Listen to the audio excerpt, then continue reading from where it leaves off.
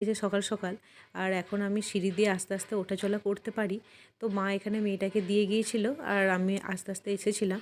তো মা বলল দুজন মিলেই যা ছাদে, আর সকালে রোদ্দুরটা তো নেওয়াটা খুবই ভালো দুজনের জন্যই। তো মেয়েটাকে এখানে দাঁড়িয়ে দাঁড়িয়ে আমি রোদ দিচ্ছিলাম। আর মা যখন মেয়েটাকে এখন স্নান করিয়ে গা মুছিয়ে দেয় তখন মাই একবার নিয়ে আসে ছাদে। অনেকেই আমাকে সোশ্যাল মিডিয়ায় বারবার বলেছেন মেয়েটার কিছু ছবি আপলোড করতে, মেয়েটাকে একটু সবাইকে দেখাতে। কিন্তু বিশ্বাস করুন আমি নজর জিনিসটাকে খুব মানি। সব সময় মেয়েটাকে নিয়ে চিন্তায় থাকি যাতে মেয়েটা সবসময় সুস্থ থাকে, ভালো থাকে, সেই জন্য ঠাকুরের কাছে সবসময় প্রার্থনা করি।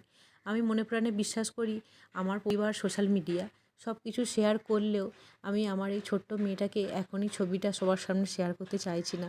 কারণ নজর জিনিসটাকে আমি খুব বেশি মানি জানেন। মেয়েটা আরেকটু বড় হয়ে যাক, তারপর অবশ্যই মেয়েটার ছবি আমি সোশ্যাল মিডিয়ায় আপলোড করব।